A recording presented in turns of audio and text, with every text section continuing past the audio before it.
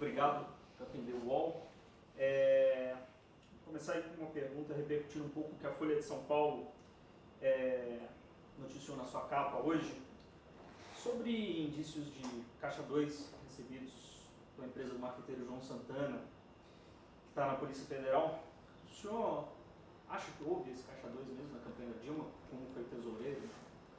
Não, inclusive eu respondi na própria matéria da Folha de São Paulo, né? Essa resposta está dada. Hipótese zero de ter tido Caixa 2 na campanha da presidenta Dilma. Nós pagamos para a Polis 70 milhões de reais. Não são 7 milhões, são 70 milhões de reais para que a Polis fizesse toda a campanha da presidenta Dilma, toda a área de comunicação da campanha da presidenta Dilma.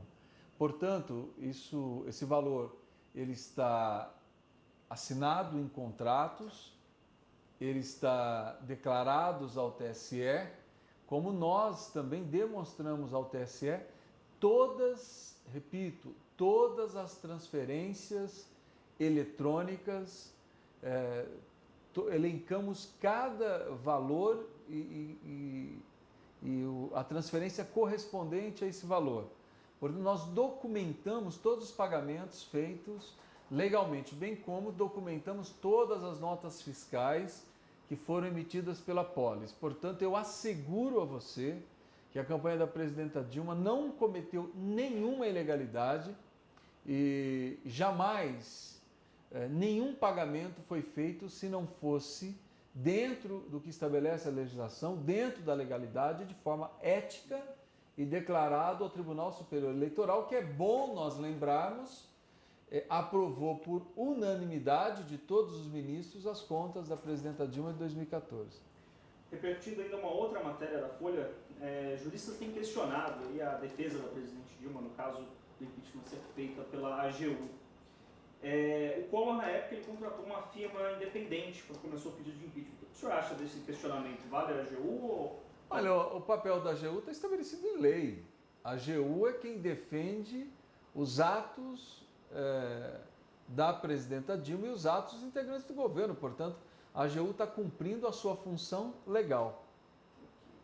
Agora eu vou entrar em algumas coisas mais relacionadas aqui à SECOM. O presidente Dilma, seu governo tem sido alvo aí na internet de inúmeros ataques. A internet virou um verdadeiro campo de guerra. E uma das atribuições da SECOM é lidar com a comunicação nas redes digitais. Como vocês estão lidando com essa massa de comentário negativo? Vocês consolidam essas informações do que é negativo, que circula na internet sobre a presidenta, para tomar ações, direcionar campanhas? Como vocês têm tratado isso? Não, a SECOM ela cuida da comunicação institucional, né?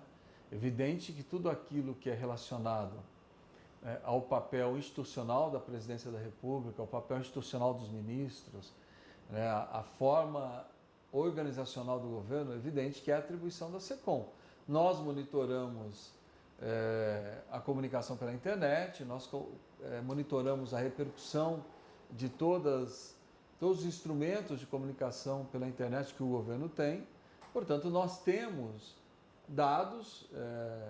Evidente que hoje é muito difícil você ainda estabelecer uma metodologia muito precisa em relação às redes sociais, porque são vários instrumentos, são diversas formas de linguagem, diversas formas de repercussão, mas dentro do que hoje a tecnologia oferece, nós procuramos não só monitorar, mas também o governo se comunica bem hoje. A nossa estrutura de comunicação digital é boa, é uma estrutura moderna, tanto é que todas as iniciativas de governo, todos os assuntos de interesse público também, hoje nós temos condições de veicular e a audiência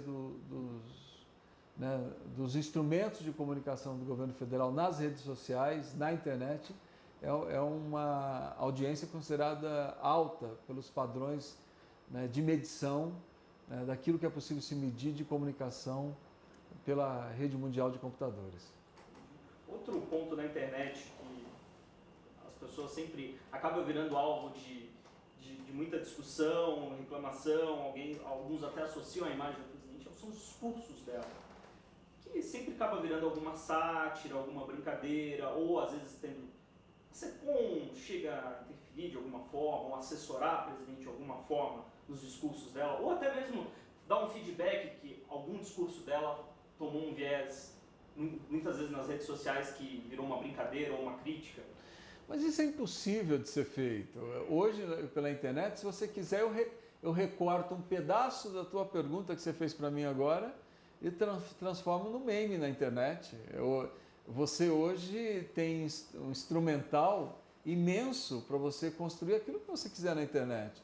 Se nós não entendermos isso, é muito difícil você editar falas, por mais que a fala da presidenta ela seja formal, né, ela seja bem posicionada, você recorta uma parte, edita e cola numa outra fala dela e faz uma montagem, pronto, você construiu um meme que você muitas vezes torna um vírus na internet. Então isso é muito difícil. Acho que, nós não temos essa preocupação. Nós sabemos que esse é o universo da internet. A internet ela democratiza a comunicação, isso é positivo.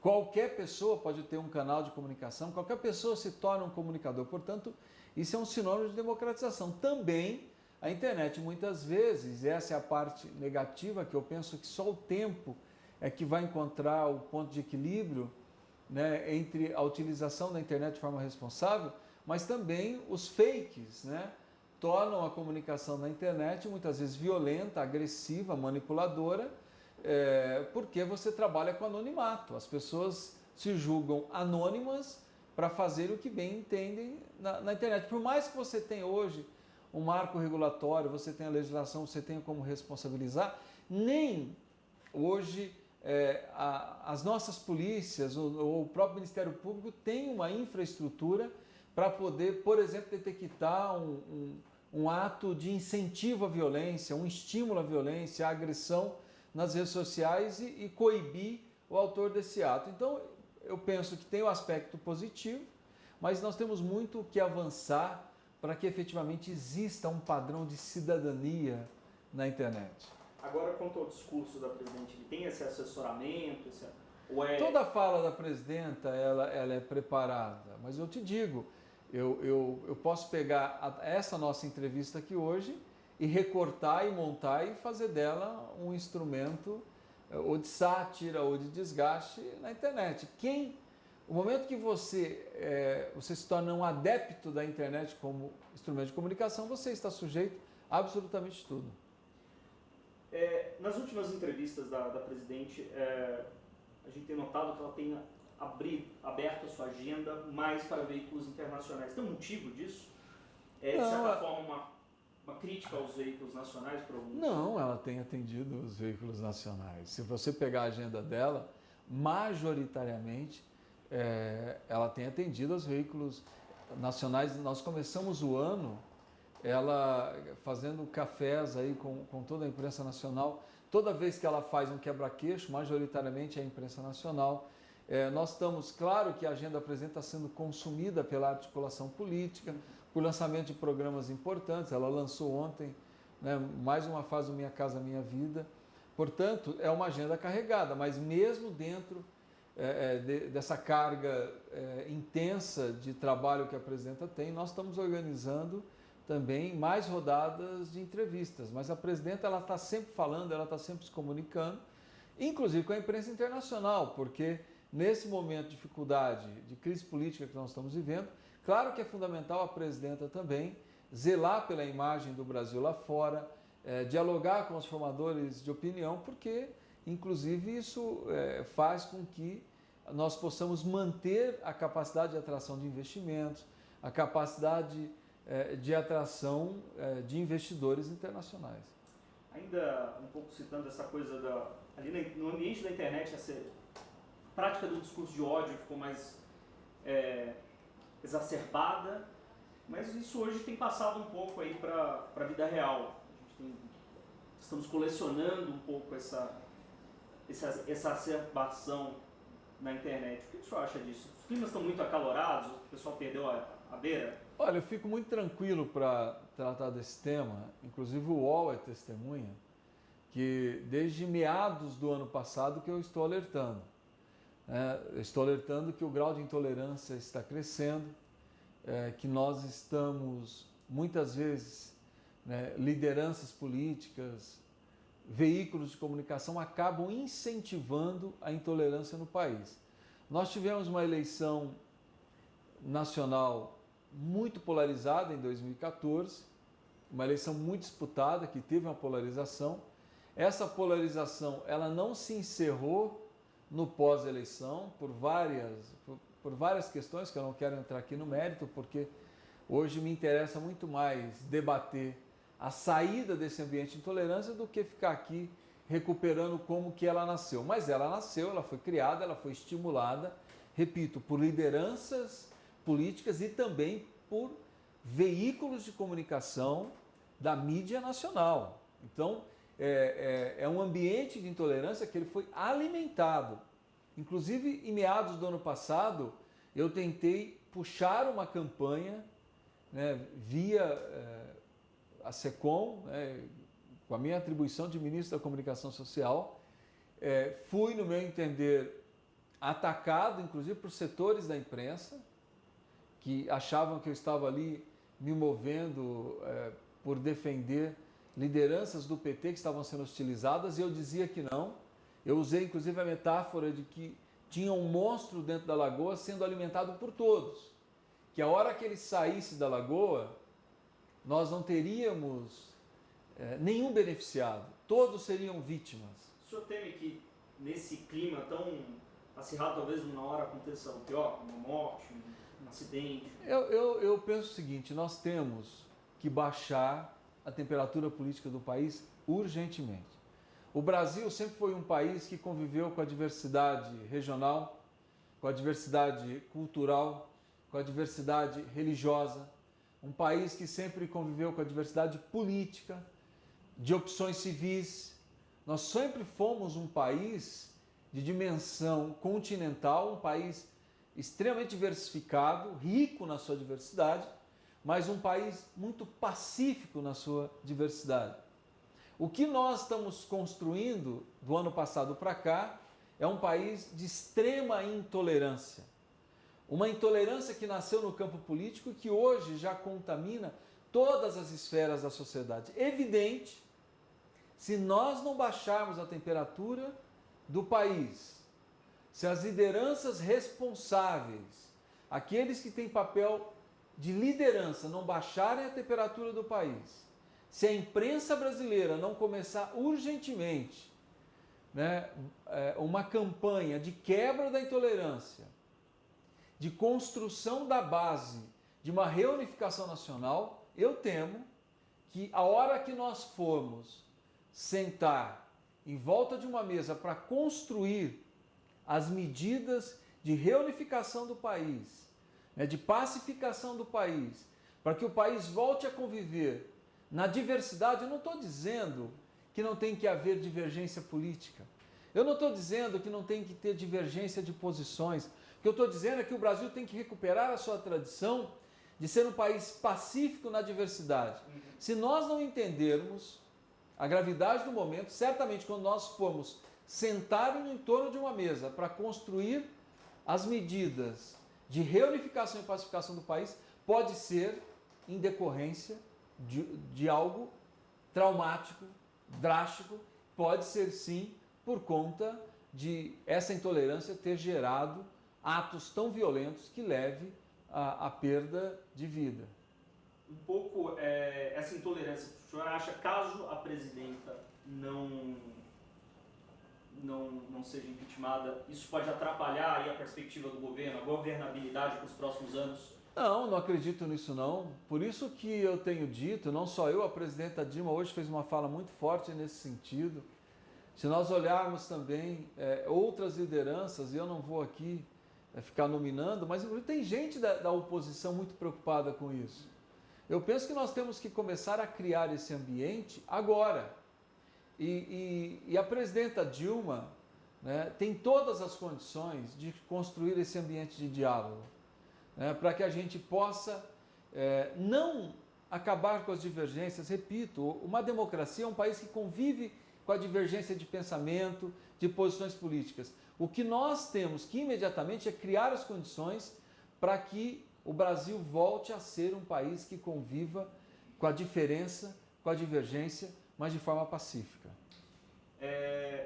O senhor acha que o Planalto vai conseguir reverter votos contra o impeachment na Câmara? É evidente, porque o impeachment não tem base legal. O impeachment não tem base legal. O que cresce na sociedade brasileira é esse sentimento. Se você tem um pedido de impeachment que não tem base legal, ele se caracteriza um golpe. Nós vamos dar um golpe na nossa jovem e frágil democracia, uma democracia que nós estamos construindo, né, de meados da década de 80 para cá. O país vai suportar um trauma dessa dimensão? O que será do país pós um trauma como esse?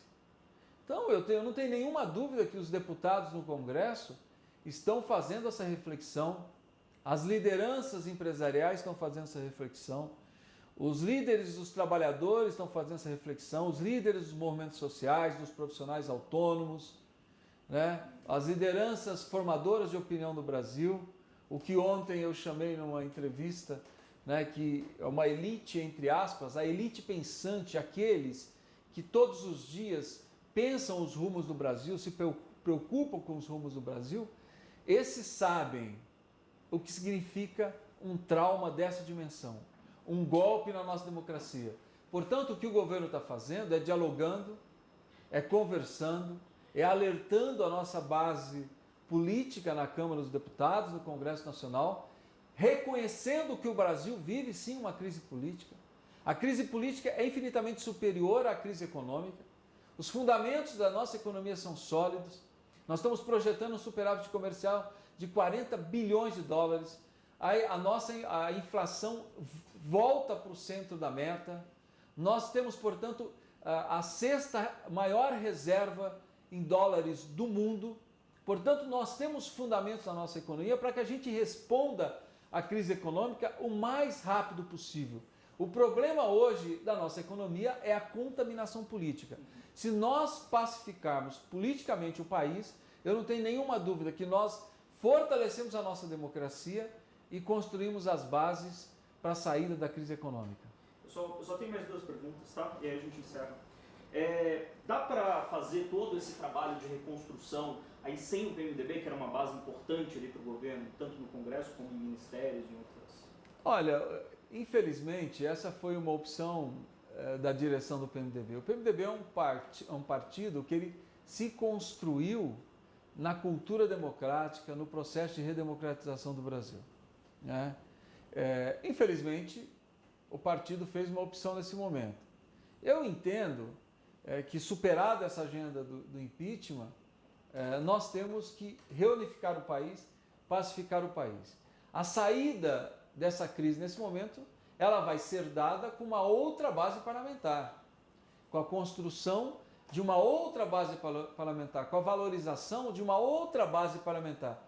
Mas é evidente que aqueles integrantes do PMDB que continuam acreditando na superação da crise pela via democrática, todos eles serão bem-vindos para que a gente possa efetivamente construir a saída do Brasil desse momento difícil e consequentemente, a consolidação da governabilidade para que a gente possa fortalecer a saída da crise política, a superação da crise econômica, mas pela via democrática. Mas ter um vice do PMDB ele atrapalha um pouco isso, não? Olha, o vice Michel Temer também é um homem que teve e tem a sua história vinculada à redemocratização do Brasil, ao caminho democrático. Ele tem uma trajetória democrática. Eu penso que nesse momento agora tudo é muito confuso, tudo é muito conturbado.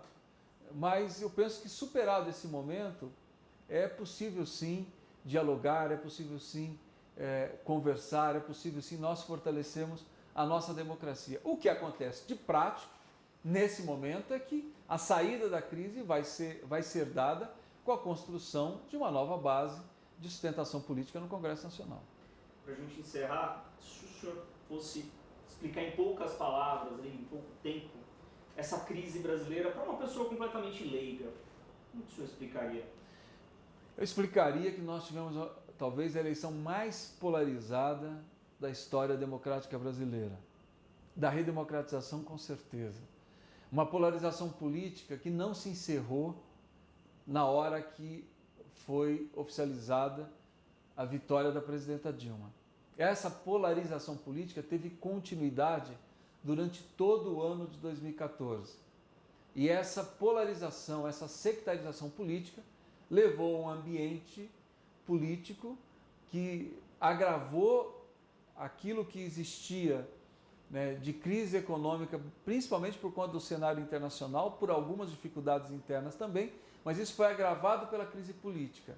E essa instabilidade política agudizou nesse momento, onde, no meu entender, ele só será superado sem traumas, sem enfraquecimento institucional, se for pela via democrática, se for pela via da composição, do diálogo, da construção de consensos. Portanto, eu espero que a superação dessa crise política se dê no campo da política, que é onde você pode mediar e onde você pode superar conflitos e contradições. Portanto, esse momento que nós estamos vivendo será superado, no meu entender, fortalecendo a democracia brasileira. Dilma não vai ser impeachmentada? Hipótese alguma. Primeiro, porque não tem fundamento legal. Segundo, porque nós estamos falando de uma mulher honesta, correta, que doa a sua vida para a construção da sociedade brasileira.